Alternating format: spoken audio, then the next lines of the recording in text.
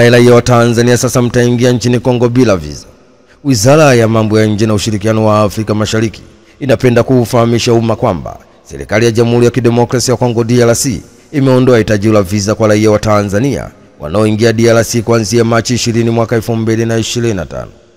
Taarifa iliyotolewa na wizara inasema baada ya Jamhuri ya Kidemokrasia ya Kongo DRC kujiunga na Jumuiya ya Afrika Mashariki East Africa Community mwezi Julai mwaka 2022 na baadaye Septemba 2 mwaka 2023, serikali ya Jamhuri ya Muungano wa Tanzania iliondoa utaratibu wa malipo ya visa kwa raia wanaotoka nchini Kongo. Kwa matarajio ya nchi ya DRC pia kufuta utaratibu wa kutoza malipo ya visa kwa msingi wa kuunga mkono umoja wao.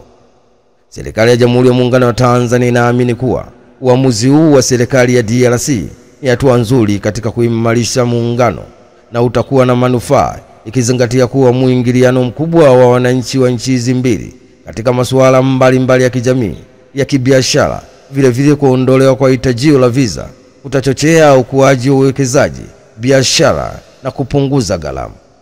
Hatua hii ni mmoja wa mafanikio ya serikali ya awamu ya 6 inayoongozwa na Rais wa Tanzania Daktari Samia Suluhu Hassan, Rais wa Jamhuri ya Muungano wa Tanzania, katika kuimarisha mahusiano ya kidiplomasia na ujirani mwema kwa vitendo na ishara ya Tanzania kuzingatia miongozo ya Jamhuri ya Afrika Mashariki pamoja na mkataba wa eneo hili la biashara la bara la Afrika.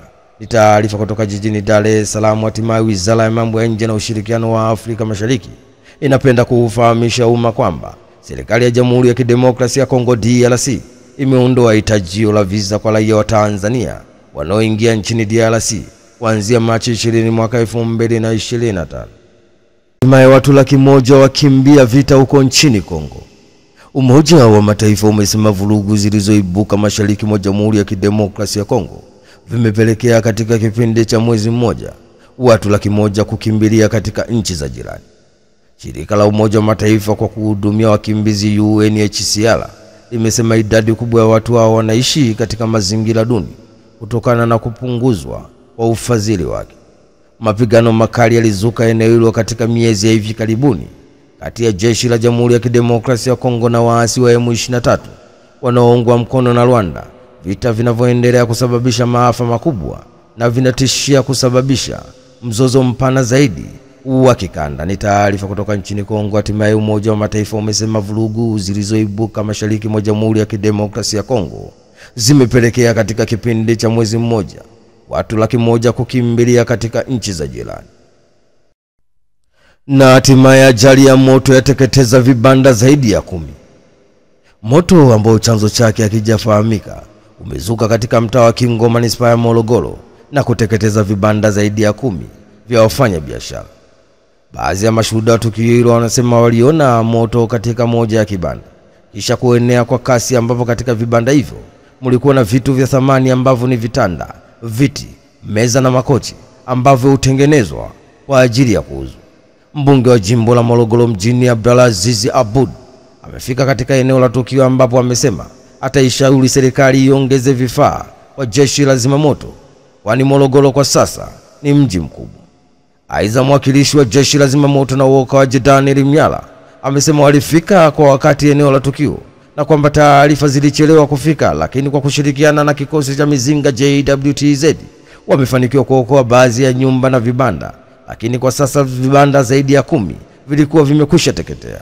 Vile amesema hadi sasa chanzo cha moto huo bado hujafahamika na thamani ya mali iliyoteketea bado haijajulikana. Ni taarifa kutoka Morogoro. Hatimaye moto ambao chanzo chake hakijafahamika umezuka katika mtaa wa Kingo, manispaa ya Morogoro, na kuteketeza vibanda zaidi ya 10 vya wafanya biashara. Na hatimaye waziri wa TAMISEMI avunja mikataba 4. Waziri wa nchi ofisi ya Rais TAMISEMI Mohamed Mchengerwa ameagiza kuvunjwa kwa mikataba ya kampuni 4 zilizoshindwa kukamilisha miradi ya barabara chini ya TARURA licha ya kuongezewa muda wake.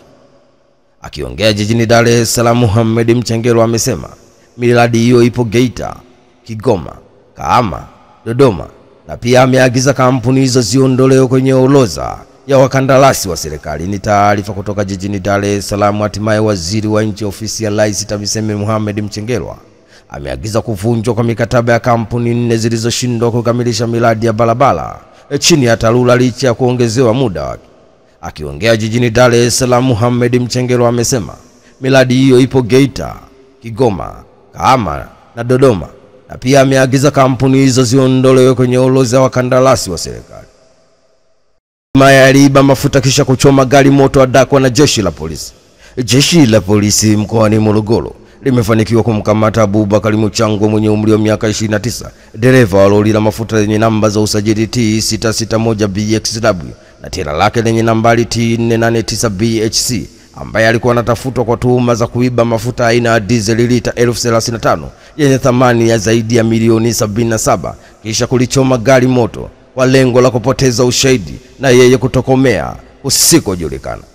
Kamanda wa polisi mkoani Morogoro SACP Alex Mkama amesema tukio hilo lilitokea Machi 16 mwaka 2025 katika kijiji cha Msimba wilaya Kilosa mkoani Morogoro katika barabara ya Morogoro Twilinga.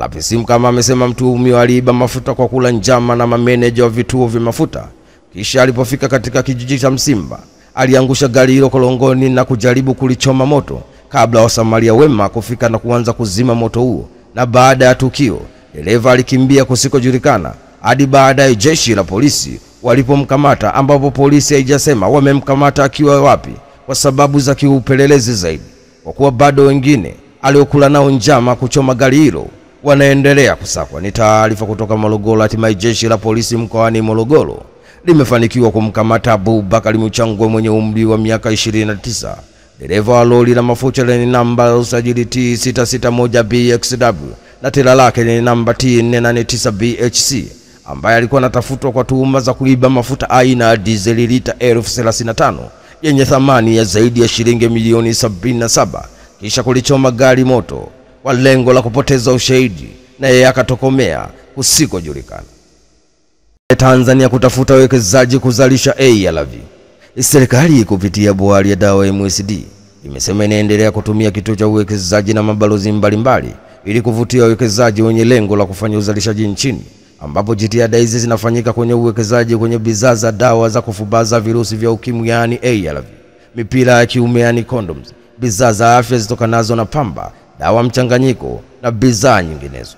Akiongea jijini Dodoma wakati akitoa taarifa ya mafanikio ya MSD kwa kipindi cha miaka 4 ya serikali ya awamu ya 6, mkurugenzi mkuu wa MSD Mavele Tukai amesema licha mafanikio yaliyopatikana na bohari ya dawa kwa kipindi cha miaka 4, bado kuna changamoto ya utengenezaji na uingizaji dawa kutoka nje ya nchi kutokana na uwezo wetu hafifu wa viwanda vya ndani, ambapo zaidi ya 80% ya bidhaa za afya huagizwa kutoka nje ya nchi. Kupitia kampuni tanzu, bohari ya dawa inaendelea jitihada za kushirikiana na sekta binafsi ili kuongeza idadi ya viwanda bidhaa za afya nchini, hivyo kupunguza matumizi ya fedha za kigeni. Kwa sasa Tanzania hakuna kiwanda kinachozalisha ARV wala condoms.